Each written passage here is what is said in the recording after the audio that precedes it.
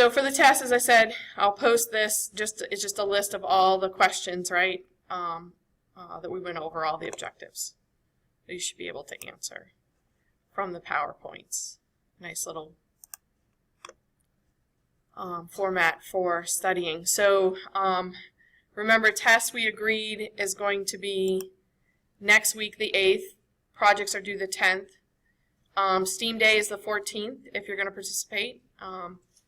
I just finally heard back from Heinz. They're coming at 11 o'clock. So hopefully the two other schools sign up for the other 2 slots soon, considering it's fast approaching. But we have 1 school for sure confirmed. They're coming at 11 o'clock, so I'm pretty excited about that. And then, so Thursday, we're going to start new material. So I'll post the new material for you guys too after class. So the next chapter is going to be chapter 12.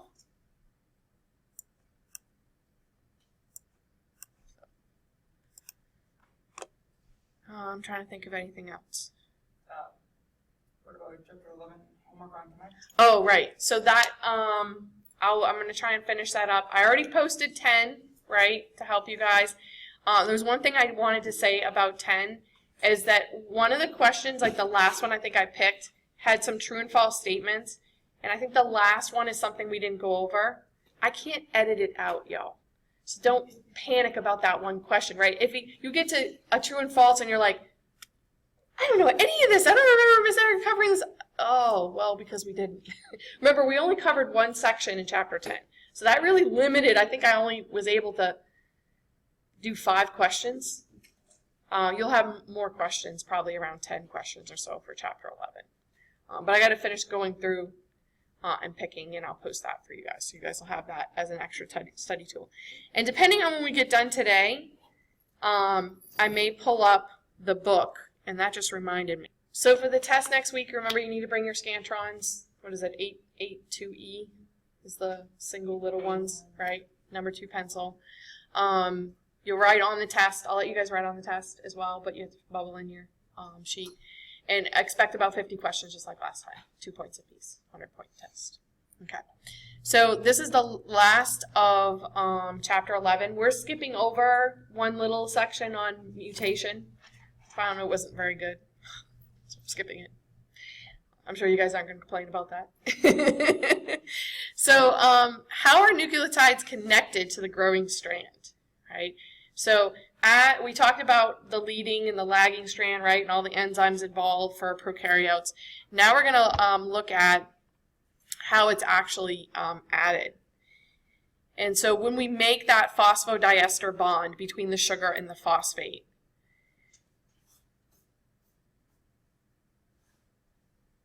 we're actually adding triphosphates, and we're removing 2 of the phosphates for that nucleotide. So it makes a little bit more sense when we look at the picture here. So notice here, this is TTP, right? So T for thymine, and actually it would be little d, right, for this nucleotide, this modified nucleotide, because this is DNA, so this is deoxyribose, so it would be a little d, right, and then T for thymine, and then it would be another T for triphosphate, right? So the way we would write this one here, I'll just add it even in. Because this is one of the things you do need to know, right? Remember we went over the abbreviations and we built nucleotides, all the different types of modified nucleotides. So let's insert a text box. So this would be a little d, stay little, big T, and a P. All right, that's the abbreviation for that modified nucleotide right there. Right, D for deoxyribose, T for thymine, T for tri, and P for phosphates. Right, we count the phosphates. So remember, we know A's with T's, G's with C's. So we actually add in triphosphates, and they remove the 2 phosphates on the end as they're adding in the nucleotides. It's really that simple. Right? right? And then so then we're going to make the bond here between the phosphate and the sugar. 5' remember to 3' connection. The next is I practiced saying this word last night. Processivity. There's too many STs in there. Processivity. Okay. So what does that mean? Right? So it's a process, right? That's in the word. See? It's a process. Processivity. So for bacteria, remember, polymerase, DNA polymerase 3 is the one that adds the nucleotides from the primer, and it's going to add it on. It's just going to keep going for the leading strand, right? From where it starts, and it's just going to keep going following that replication fork. But that enzyme is a really huge protein, and it's actually made up of multiple subunits. So there are pieces of protein hooked to pieces of protein, right, that form this overall structure. So it's referred to as a whole enzyme, as in whole, right, complete, when it has all of its parts. I don't expect you guys to memorize all the parts. But one of the parts is important, and it's made up of the subunits, which are referred to as the B subunits. So the beta, I should say, proteins that make up that whole enzyme. Structurally, they form this kind of a clamp.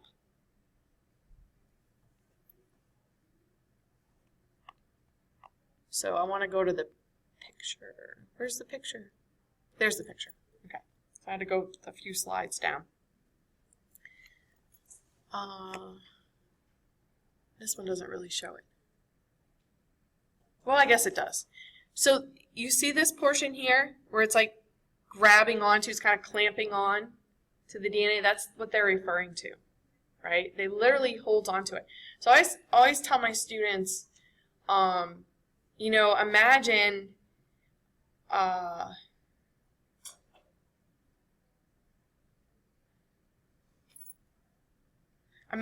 a kid sliding down a spiral staircase, right?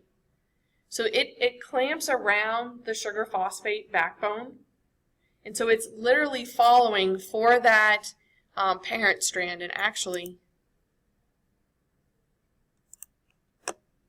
I think the video they actually have for the what we're going to talk about in a moment will help visualize that. But we're talking about this segment right here. There's literally clamping onto it, onto the DNA, and specifically that sugar phosphate backbone. So it's holding on. That's what you want to try to think of there. And now I lost my place.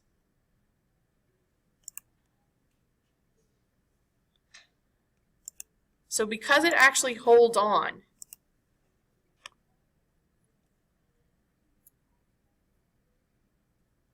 without that clamp, it basically can't hold on, right? It can't physically hold on to the DNA. So it'll put about 10 nucleotides together, and then it kind of falls off, right? And if you keep doing that, like adding 10 and then falling off and then going back on and falling off, you only are going to put about 20 nucleotides on that strand per second.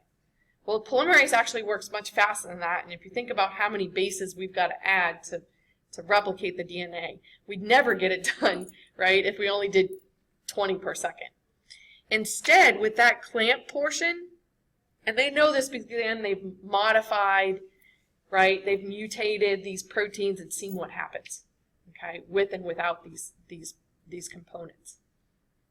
With it, it can add, because it stays attached, about 500,000 nucleotides, right?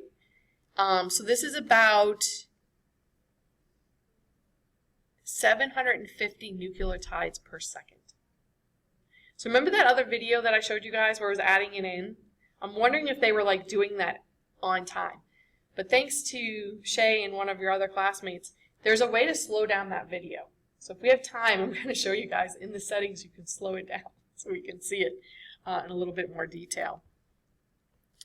So that's what we mean by processivity, is that it actually stays attached, right, clamps onto the DNA, so it's able to polymerase a lot of these phosphodiester bonds and keep going down the strand. Now, of course, for the leading strand, it literally just keeps going. For the lagging, right, it gets to a point where it's gotten to the replication fork. I mean, it's gotten to the previous primer from the replication fork, so it's going to jump over, right, and redo it. Because remember, it does in those Osaki fragments. But still, you know, it does quite a bit because it's able to physically hold on. And that's the key here, right, to its specificity, is it physically clamps on and therefore can keep going down that strand and produce a lot. So the other thing that this enzyme, the DNA polymerase that actually, you know, puts these nucleotides together can do is actually can proofread its own work, right? So a portion of that enzyme has what we refer to as exonuclease activity. It can remove mismatched bases as it goes. And so that's the video I want to show you guys as well. So let me plug this in. Because I think sometimes seeing this stuff in action helps. So presentation view.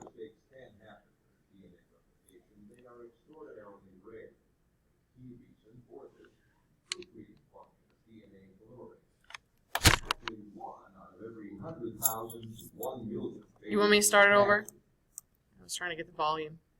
Although mistakes can happen in DNA replication, they are extraordinarily rare. The key reason for this is the proofreading function of DNA polymerase. Roughly 1 out of every 100,000 to 1 million bases attached to the 3' end of the growing DNA chain will be a mismatch, properly base pairing with the complementary strands. When such a mismatch occurs, DNA chain elongation generally pauses. This pause allows spontaneous melting at the end of the DNA strand being synthesized, freeing the 3' end with the mismatched base to enter a 3' exonuclease site on the DNA polymerase. The exonuclease site catalyzes the removal of several nucleotides from the 3' end of the growing strand. Only the removal of the nucleotide carrying the mismatched base is shown here, though additional nucleotides would actually be removed. Following removal from the 3' to 5' direction, DNA polymerase can then resume its synthesis activity in the 5' to 3' direction. The proofreading function reduces the overall error rate to as low as about 1 in 100 million for DNA polymerase 3. Did you see how it's clamping down on the DNA? So remember when we talked about the structure of the DNA and how it's important? And especially if you get mismatches like G's with T's, what did they show there? Crap. What did they show? T with C. Okay. So these are both purines, right? So remember, ring structure-wise, no, these are pyrimidines. Pyrimidines. Purines are A and G, right? 2 rings, because angels are pure and made of gold, AG, right? And so these guys only have 2 rings. So the DNA is actually going to be kind of squinched in. Does that make sense to you guys? And literally, this is clamping down around the DNA. So if it gets to a point where it's kind of squinched, it's like, oh, this is not right. Or if it put 2 purines together, it would be too wide, right? And so it kind of can't fit through this tunnel here. And so the polymerase is like, oh, this isn't right, right? So it's really the structure that helps it determine, oh, something isn't right here. There's a mismatch. So it's not per se reading it. Does that make sense to you guys? It's feeling it, right? My husband's was a machinist by trade before he became disabled.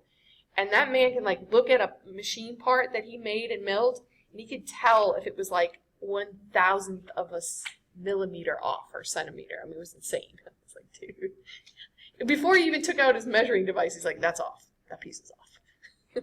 something's wrong.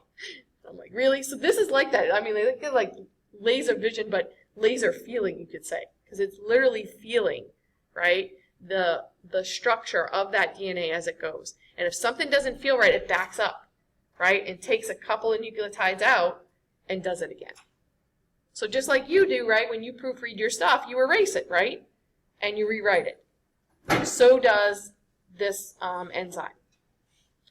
So that's why we don't see, per se, a lot of mutation, because mutation could be bad, right? It could result in a change that makes a non-functional protein. And if you're not functioning, you're not doing something you may need to do to stay alive. But mutation does happen, right? So we do get change over time, right? It does happen. You can't fix all your mistakes, right? When you guys are taking notes or taking the test, you don't always recognize when you make a mistake, right? So it's not perfect, right? Its little clamp isn't perfect. Some mistakes will, but it's pretty accurate. So as they said, and we refer to this as fidelity, right? So fidelity is not making mistakes, right? So for the most part, they're really good. So I wrote this out because I just had, 10 to the 8th. What does that mean? That means 8 zeros, y'all. That means 100 million. 1 in 100 million bases that they put in there, typically, they're going to make a mistake. So, I mean, I don't know about y'all, but I want that track record, right? If I, out of filling in 100 million bubbles on a Scantron test, if I only make one mistake out of 100 million, I'm good. Golden, right? I like that repair rate. Thank you, sign me up. I like to be that perfect. So why are they so good, right? Why are they so efficient? Why do they don't make mistakes? The stability of the base pairing, as we said, when the accurate ones are put together, the A's with the T's and the G's with the T, that's the most stable form of the DNA molecule.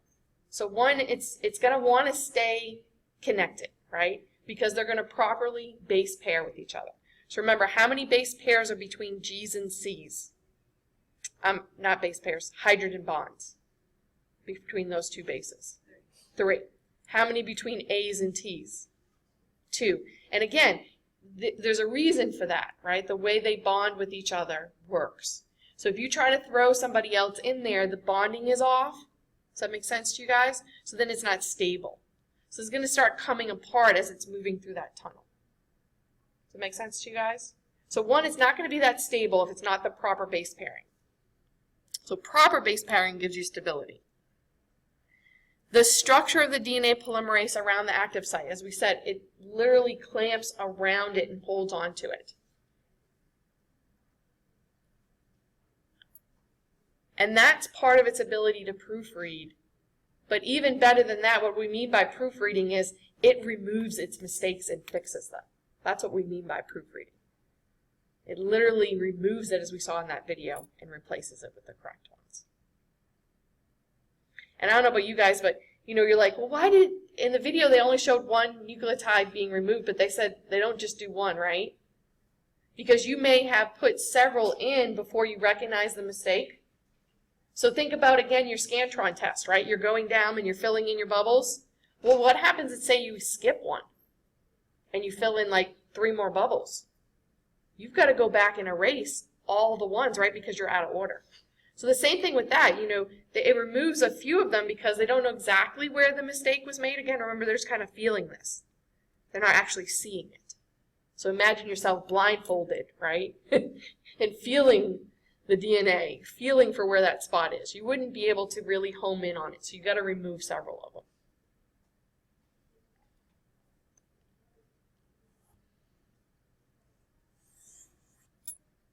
So again, the best stability is when you properly pair the bases. So that accounts for an error rate that is usually ranging between 1 and 1,000 nucleotides.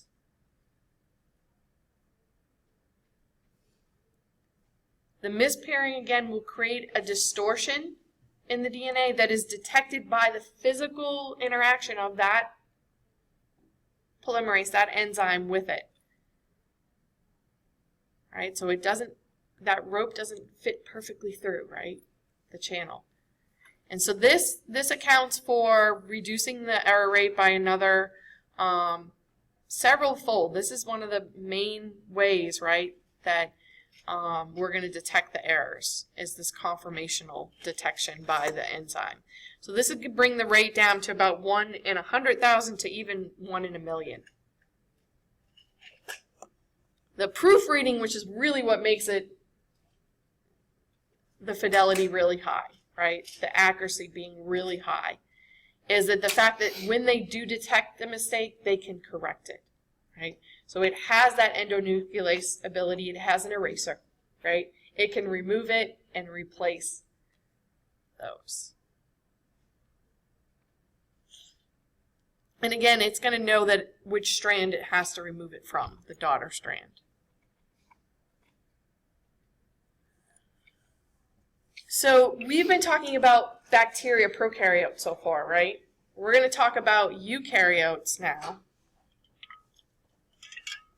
So the first thing we talked about was where replication starts, right? Where all those enzymes bind and where it starts.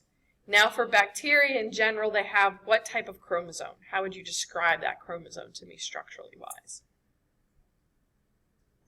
It's circular. It's a closed circle, right? A single strand closed circle.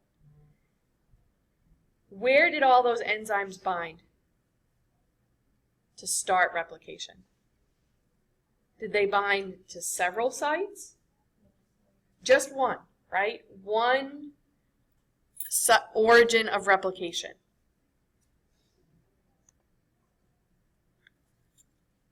So eukaryotes are a little more complex. We don't understand them to the level that we do bacteria. They're not as easy to study, and there's a lot of variability, more so than you see in bacteria. So there's a lot of similarities, so as we've noticed so far, right, of how replication happens. But some of the major differences have to, again, do with even the structure of the DNA and how it is organized in eukaryotes versus prokaryotes. But for eukaryotes, we have linear chromosomes, right? They're not circular. And it's tightly packed. Remember, the organization around is we have the double-stranded helix, and then that's wrapped around histone proteins to form the nucleosomes, right?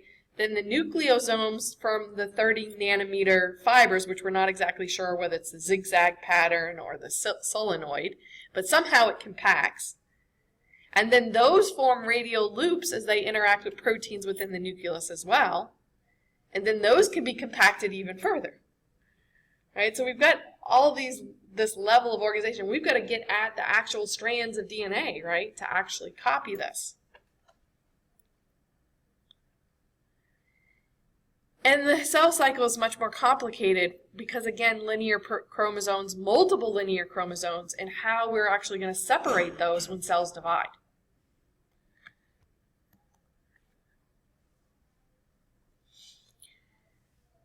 So the fact that we've got linear chromosomes and the fact that they are much longer, right? The DNA in those are much longer than what you would find in most bacteria.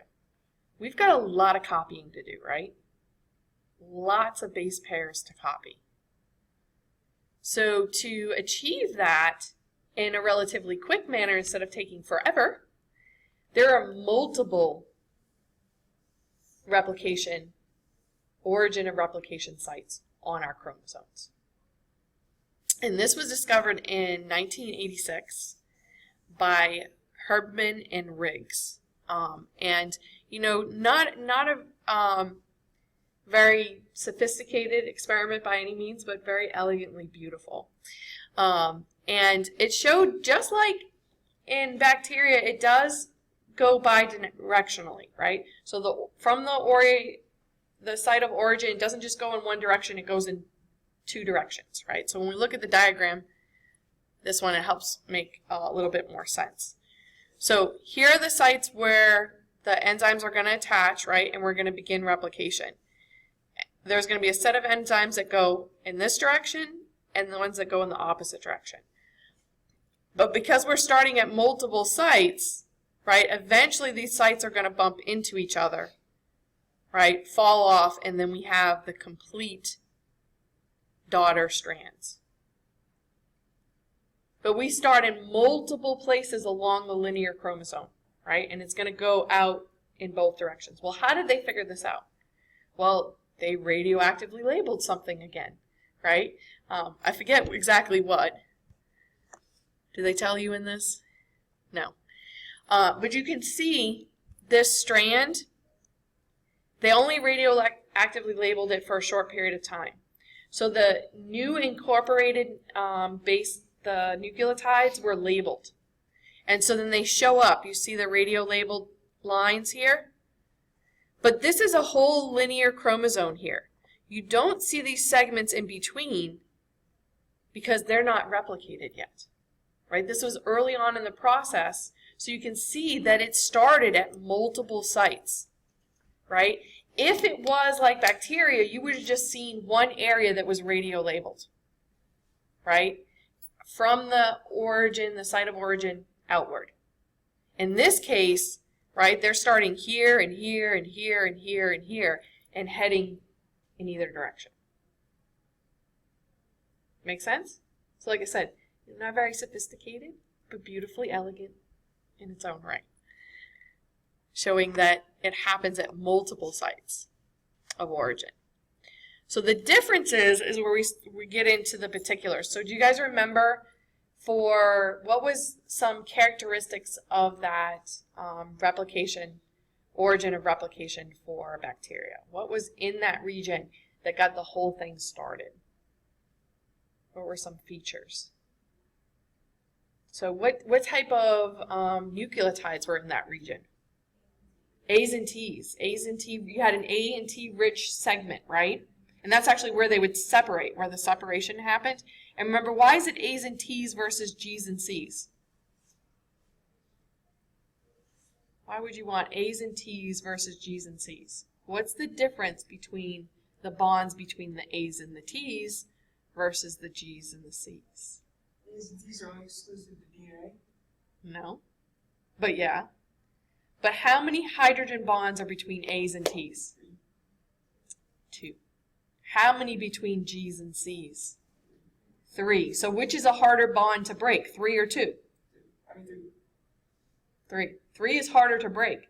So it makes sense that you would have A's and T's because we want those two pieces to separate, right? That would be easier to separate. And then there was another region where the DNA A proteins bound, right? Those proteins literally bound to segments in the DNA that kind of twisted it a little bit, that helped separate those AT-rich regions. Those were called the DNA A boxes, right? So there were regions in the DNA that specifically those proteins would bind to. And then they would bind in such a way it kind of clumps it up, right? And kind of pulls one strand more than the other, and then they pop open. The other is we had some methylation that happens to the guanines within that region. And there's a particular segment. So this is all code, right? We've got the ATC-rich region. We've got that DNA A box that the DNA A proteins are binding to. You had methylated pieces of the DNA. This is all really in the code of the DNA, right? And they found similar things in some lower eukaryotes. So like Saccharomyces, which is a yeast. We like this one because it makes beer and wine and bread, right? It's one of our favorite yeasts. They found what they call these autonomously replicating sequences. So they were about 50 base pairs in length. And again, it makes sense that they had a lot of A's and T's in that region because that's easier to separate the DNA to get this whole thing started. And so these sequences that repeat over and over again, right, were A, T, T, A, T, an A or a G, T, T, T, A. But basically all A's and T's, right? So very easy to pull this apart. It's been more complex and other eukaryotes. So again, these are single-celled, not very complex eukaryotes. So it does seem to be sequence-based for lower eukaryotes like yeast. A complex of proteins form around that sequence region, right? So they're able to recognize that sequence as like, okay, this is where we start. And so they found that it's a 6 subunit complex that starts this process. Other proteins like MCM helicase, right? And again, helicase, what does that do? What does helicase do? Yeah, it pulls them apart, right? It basically pulls them apart. And remember, they're going to get kind of caught up on each other, so we need the topoisomerases where they're going to unwind that. And we're going to actually try and do that on Thursday if I can remember some thread, so you guys can see what unwinding's like. And so this allows the process to begin. We talked about a couple of polymerases, right? We talked about DNA polymerase 1 and DNA polymerase 3. DNA polymerase 3 is the main one for prokaryotes. DNA polymerase 1, what did that one do? So that one's important for the lagging strand, because what do we have a lot of on the lagging strand that needs to be replaced?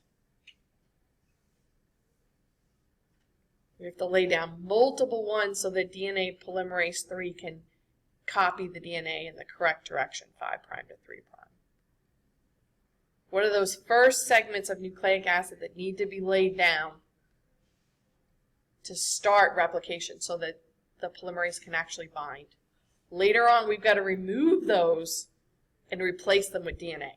So they're not DNA, but they're nucleic acid. It's only other choice, y'all. RNA primers. Primase adds them, though, right? That's the enzyme that actually adds them, is primase. So DNA polymerase 1 is actually the one that replaces the primers with DNA, those primer sections. And then remember, DNA ligase comes in and ligates the Okazaki fragments together. So for mammals, there's lots of different polymerases. And there's a few more polymerases that we didn't talk about for prokaryotes. The main ones are given letter designations. So alpha, delta, and epsilon.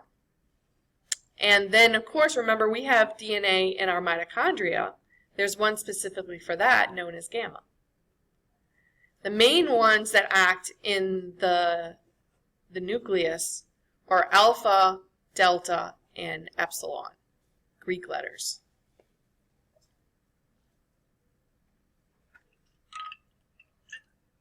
The good news is I'm not going to make you guys memorize these ones.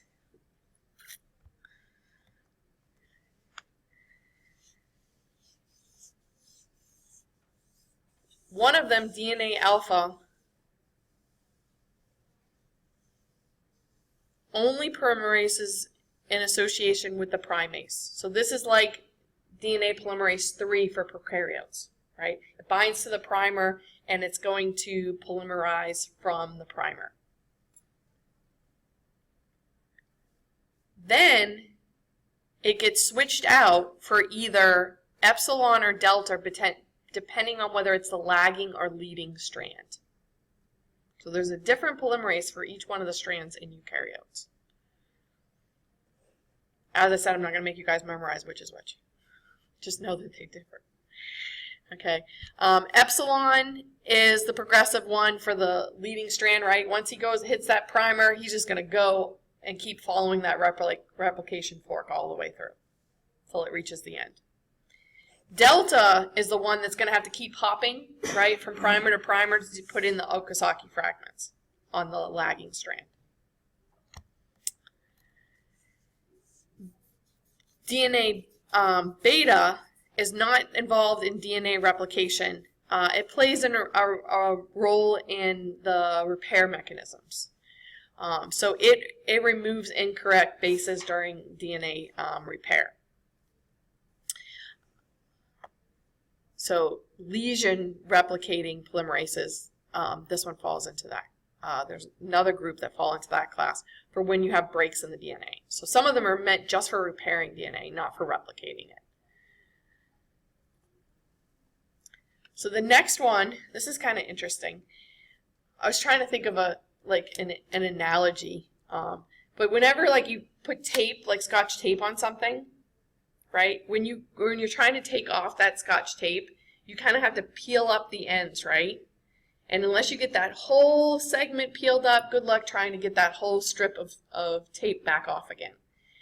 So this is different. We don't have a polymerase that goes in. We don't have DNA polymerase 1 like bacteria do to go in and replace that primer. Instead, what happens, and I wish they had a video for this one,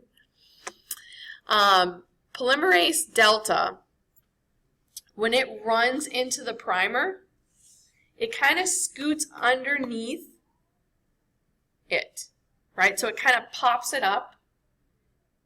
It detaches it from the DNA, and it starts copying it. But it gets kind of jammed up because then you have that piece of the primer sticking up above because part of it's still sticking. So when you look at the picture, which I'm wishing it wasn't this small. Here. Copy, paste. Let's just cut a section of it so we can zoom in on it. Oh, I didn't realize the words weren't attached. That's okay, I just really need the picture. Let's get rid of the words. Cut.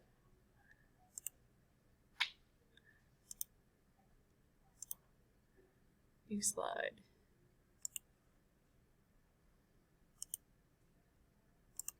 There it is. Yay! Bigger. Okay. So the red represents the primers. The blue represents the new DNA that's being added. And of course the purple represents the parent strand, right? So and this is, especially for the lagging strand where you're going to have multiple primers, right? For the leading strand, you just have that one first primer. But we're going to make these Okazaki fragments. So the DNA polymerase attaches to the primer, right, and heads in this direction. And then it runs into this next primer, and it literally runs into it. So much so that it pops it up and creates what we refer to as a flap, right? It looks like a flap, right? So guess what the name of the enzyme is that removes the flaps? Flap endonuclease. Thank you for not being overly creative with the names, right? So flap meaning that flap, right? That portion that's sticking up like a flap, right? Does that make sense to you guys?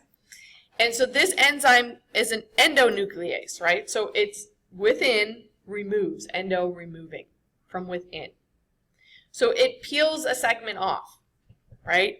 And so then, like a little wedge or something, right? When you're using a scraper to scrape off that tape maybe, right? Because it's hard to get up underneath it, right? If you're using a scraper. So it acts almost like a scraper, and it keeps doing this over and over again until eventually all the primer is gone. And then again, you're going to have that gap between the two segments, and that'll get filled in by DNA ligase. And we put all the pieces together. So this is much different, right, than bacteria. They have a special enzyme that literally removes the primer and puts the DNA in. In this case, there's an enzyme that just keeps peeling off pieces of the primer, right? The flap endonuclease, as the regular polymerase just keeps, jamming its way through the primer, you could say. Make sense? Okay. So it's not overly complicated so far. Okay. I don't really need that slide. I can delete it. Okay. The last is the telomeres. Where's my objective? I think I deleted it. Oh, I did. I deleted the wrong slide. That's great where you have the back button, right? Undo. That was the best button ever invented. Okay, so how does the DNA replication occur at the ends of the eukaryotic chromosomes? And this is where we run into a problem because of the whole end thing, right? And we can't stick a primer on that lagging strand if we're at the end, right? So how are we going to do the end without it keep getting shorter? So I think this animation does a good job of explaining the telomeres. So I'm going to go ahead and play this one last animation for us. And this is our last objective. I'm hitting the wrong button. And so this is the telomere. And our volume should be good. The ends of chromosomes contain regions referred to as telomeres. These telomeric regions consist of telomeric repeat sequences. The exact sequence of the telomeric repeat can vary from species to species. The repeat sequence shown here is found in the telomeres of human chromosomes. Since DNA replication can only proceed in the 5' to 3' direction and requires a primer, it is not possible for DNA polymerase to replicate the 3' ends of linear chromosomes. If this problem were not corrected, chromosomes would shorten with each cycle of DNA replication. The addition of telomeric repeat sequences by an enzyme complex referred to as telomerase assures that this shortening does not occur. Telomerase is a unique and interesting enzyme because in addition to having DNA polymerase activity, it also contains an RNA sequence that provides a template for the synthesis of telomeric repeat DNA. Part of the RNA sequence hybridizes with the single-stranded overhang on the DNA strand, leaving a single-stranded overhanging RNA sequence. The repeat unit shown here is from tetrahymena, which is a model organism used in telomere and telomerase research. The DNA polymerase function of telomerase then synthesizes the DNA strand complementary to the RNA found in telomerase, and subsequently translocates to the end of the newly synthesized strand, and the process repeats itself. Many cycles of repeats can occur. Once telomerase has completed its function, DNA primase synthesizes an RNA primer near the 3' end, and DNA polymerase fills in the vacant region. A short region at the 3' end will remain single-stranded. The end result is that telomerase will have added many repeat sequences, from a few dozen to several hundred. This prevents chromosome shortening. This is really interesting too because it's RNA, right? That's in the enzyme, this enzyme complex, telomerase. But it's actually adding DNA, right? So it's going from RNA to DNA. This isn't the normal direction we go, right? So sometimes this is also referred to as reverse transcriptase, right? Because we're going from RNA to DNA.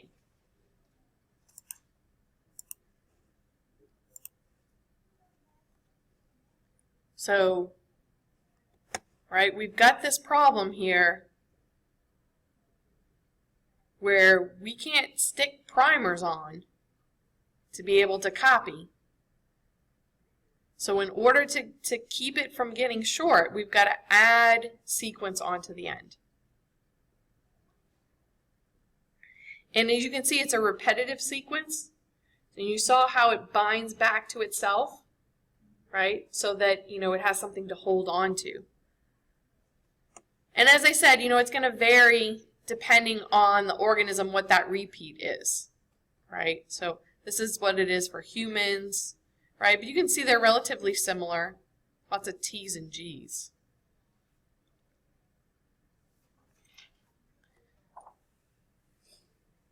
So we can only go 5' to 3', right? So we can only go in this direction. But for this strand, right, as it's being produced, we have no place to put a primer, right? We're out of room. So how do we add them on to the end here? Well, we've got to actually add to the leading strand with the telomerase enzyme, Right? So it's a protein complex going to hook to that leading strand, and it's actually going to add DNA to it.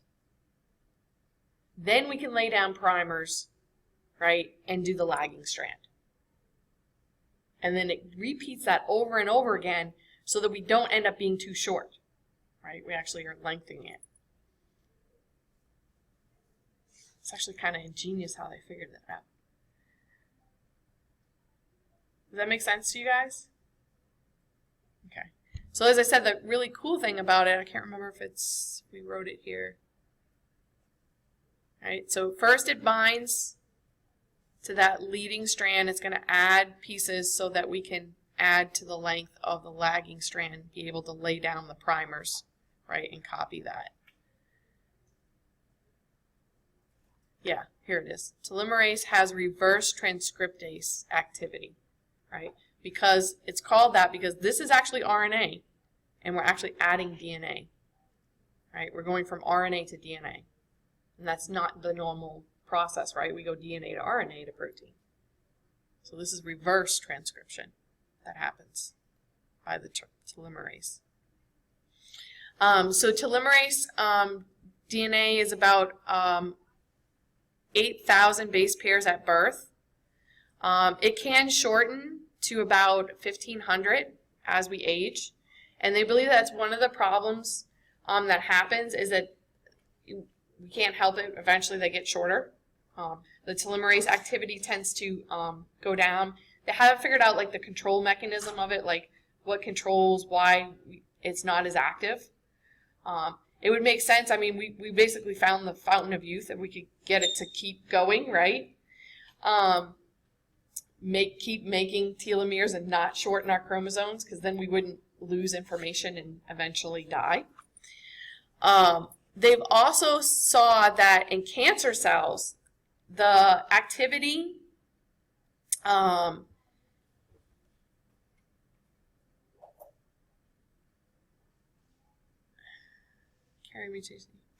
they actually increase the activity of the telomerase. So they actually make longer telomeres. So why would that be beneficial in this case? So you would think we would always want to make really long telomeres so our chromosomes don't shorten, we don't run out of information, and our cells don't lose information. In this case, right, they're actually producing a lot of telomeres. So their chromosomes are nice and long, so each time the cell divides, the chromosomes are really long. What's the problem, though, when the telomeres get short? The cells are going to stop dividing, right? They don't have enough information. They're going to be lacking information, so they actually stop dividing, right? Eventually the cells die. Cancer cells just keep dividing, right? Over and over and over again. And are they supposed to be dividing? No. Right? A lot of the problems with cancer cells are cells that are multiplying too quickly and not doing what they're supposed to do, or even worse, doing things they're not supposed to do. Right? So the question is there some type of drug that we could use that would affect these cells in this regulation? We still don't know enough about this process, unfortunately. But that's definitely an area where, it's like, okay, well, we know that this is happening in these cells.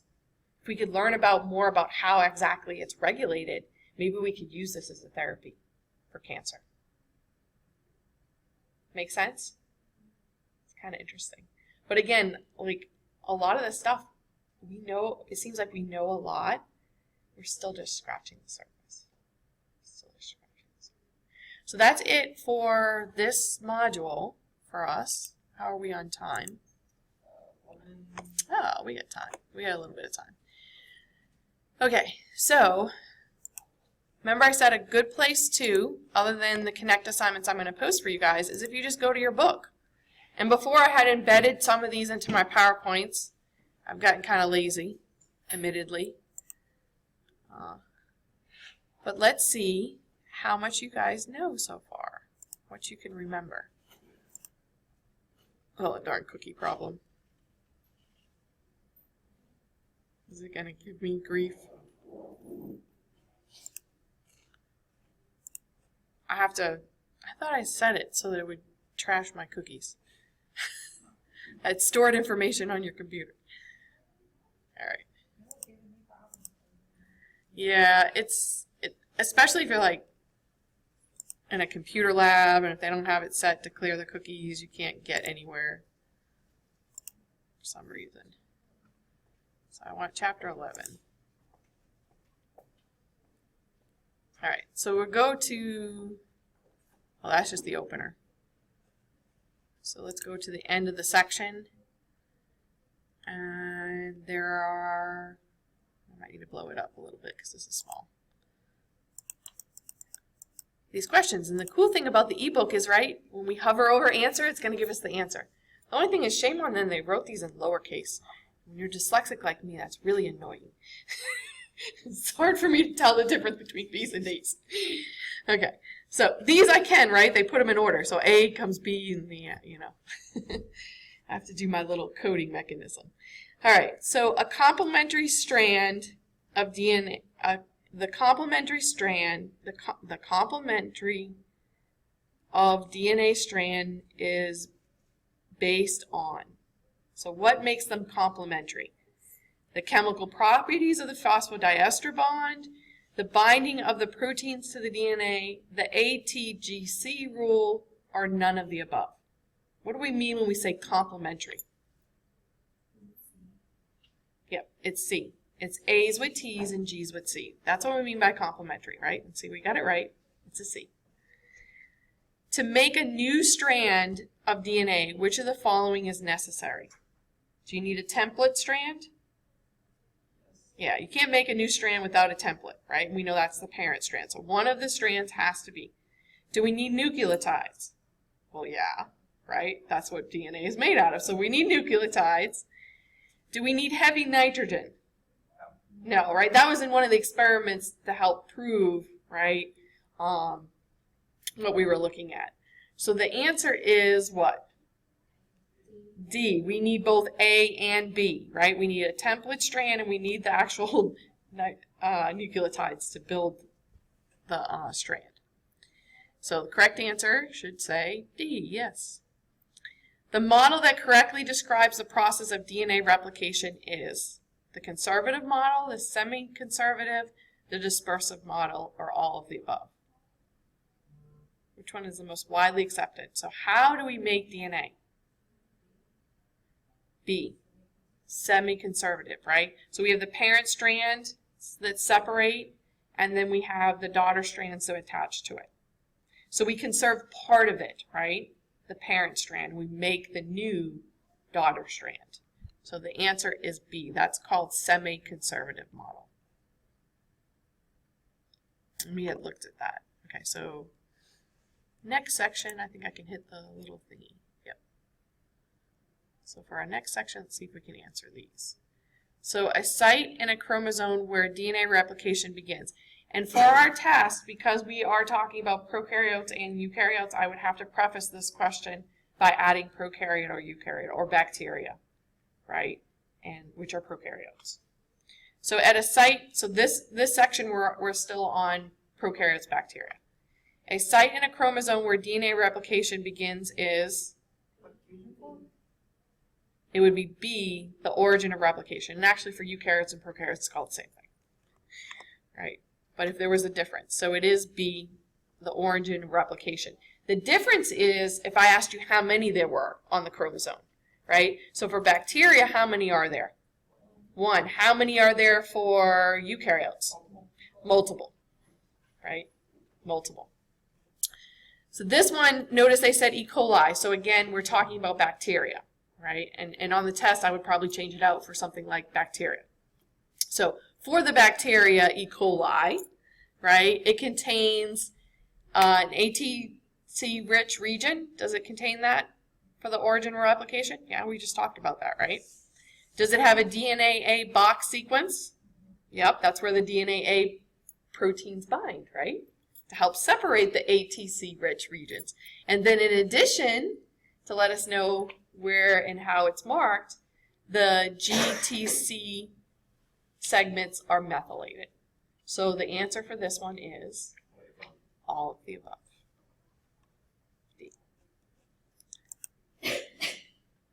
All right. Next one.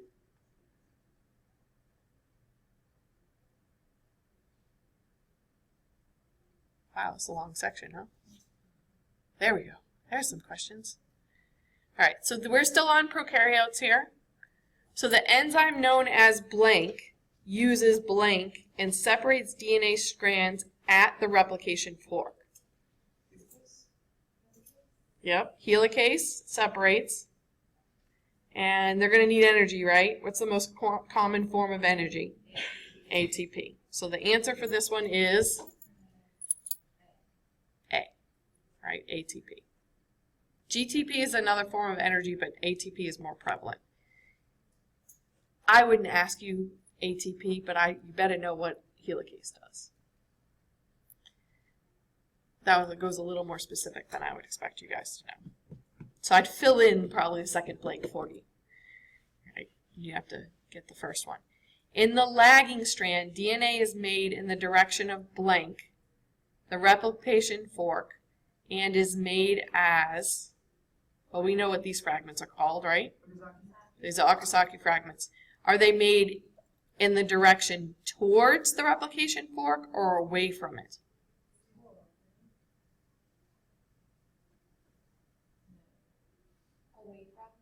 It's away from, right? And so that reminds me, I want to pull up that video. So remember the looping video? I'm going to show you guys how to slow that down. So I think I put it here too. Oh, I didn't. It's in the lecture. So it was in the first part. I usually add links.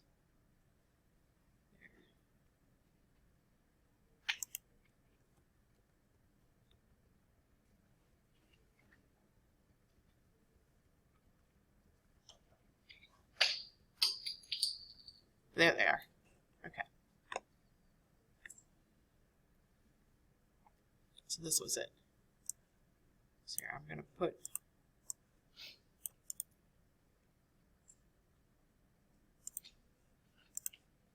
them over here so we have them here too.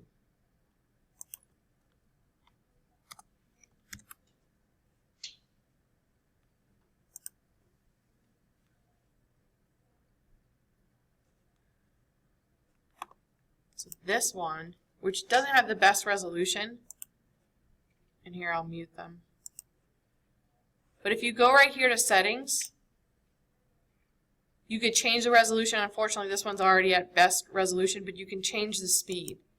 So in this case, let's go slow mode, right? See how slow it is? And we can fast forward to replication. Here it is. So remember the leading strand, the helicase unwinds it, goes right into the polymerase, and it just keeps going. So notice this is right at the fork. Where the lagging strand, remember, it gets looped out, and this guy is going backwards away from it. Right? So see how that one just keeps going? So this is right at the fork, right? It's being fed through. This is actually heading towards the fork, right? That's the leading strand. This is the lagging strand, right? It's going through. The polymerase has to attach to the primer, and it's going in that direction, away from the fork, right? Then when it gets to a primer, it's got to reset. So here, look, it's going away in that direction. But, you know, because it forms this loop. Then another one comes in, the next primer, right? It's going to get released here because he's going to hit that previous primer. And then the next loop is going to form. So now he's going in that direction. When you look at, in our PowerPoint, here I'll close this because some other thing is going to pop up even though I muted it. This is showing that looping, right? So here is that leading strand, right? It just keeps coming unwound, feeding through, and it grows. This one, on the other hand, right, it gets fed through, but it's got a copy in this direction. So as it comes through, primers are added, right? We have the DNA binding, single strand binding proteins to keep this from binding with the other DNA over here, right? And then it's going to go from primer, it's going to go from a primer down the strand to a previous primer. Then it's going to hop to this one, or this one, I should say. I forget where were we going. So we're going there, and then it's hop to this one and travel to this one, and then another one's going to be produced. It keeps hopping, right, to primer, because it can only go in the 5' to 3' direction. It can only go in this direction, where this strand is being released in the opposite direction. Remember, it's complementary, anti-parallel, opposite direction. Kind of, sort of with me? I know, it's hard to visualize. It's a tough one. All right, where we were, I got to find back our book. Where's our book? Okay. So it's away from the fork, okay, which is D in Okazaki fragments. So the leading strand goes towards the fork, because as it's being separated, right, it just keeps reading along with it. So as the DNA becomes available, he can just copy it because it's in the right direction. Where the other one, it's coming off, but it's in the wrong direction. So he's got to wait for a strip to come. He's got to attach to the primer, and he's got to go in the other direction. So I'm going to try and bring, I might even try and bring some big yarn in Thursday. We can kind of do some role playing and pull some threads and try and be DNA replication. We'll try. Okay, so that's that one. Did I skip to the next one? I can't remember. So that's, oh, wait a minute. What happened? That was 4. Was that 4? Oh, that was 3. So we're on 4. So what we talked about today. So this should be fresh in your mind. So DNA polymerase, so we're still on bacteria. 3 is processive enzyme, which means that it does not disassociate from the growing strand after it has attached at the nucleotide to the 3' end. It makes a new strand very quickly. It proceeds towards the opening of the replication fork, or it copies DNA with relatively few errors. What do we mean by processive? What do you guys think? Which one of these definitions? So why is it able to keep going? What does it not do?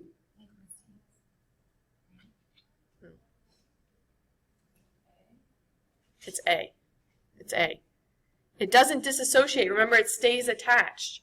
Where most catalytic, I'll give you guys an idea, most catalytic enzymes, like they'll attach to their substrate and put 2 things together, and then it goes attaches to 2 other substrates, right? Or the substrates come in. In this case, it just keeps going, right? And the reason is it actually clamps on. But what we mean by processivity is that it stays attached and just keeps going. All right?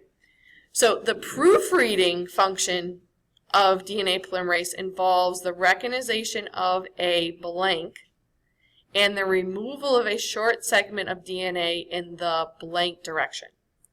So remember, what direction is the key direction? What's the direction that the enzyme goes in? 5 to 3. So in this case, remember, when it's removing, it goes in what direction?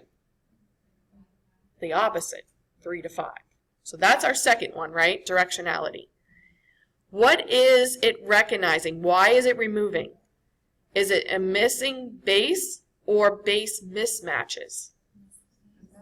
Mismatches, right? When they're mismatched. So our correct answer is D. All right. We're out of time. Do the last 2 on your own. All right, I think there's 2 questions left. Yeah. Oh, there's actually 3. We can go over them next time if you guys want.